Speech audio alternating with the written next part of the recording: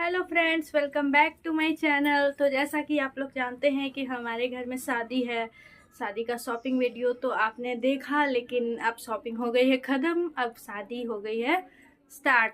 तो शादी की शुरुआत हुई है भगवान के नाम से ही किया जाता है। तो आज है हमारे घर में माता की चौकी।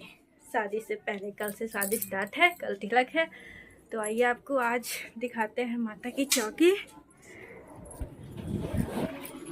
तो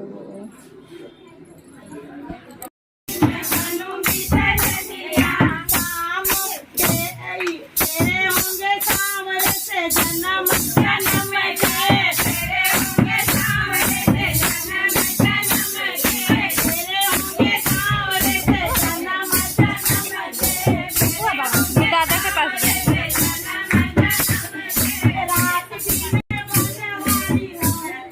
तो आज तो है पूजा, कल है तिलक। तो आपको कल दिखाऊंगी तिलक का वीडियो। तो मैं देख लीजिए नेक्स्ट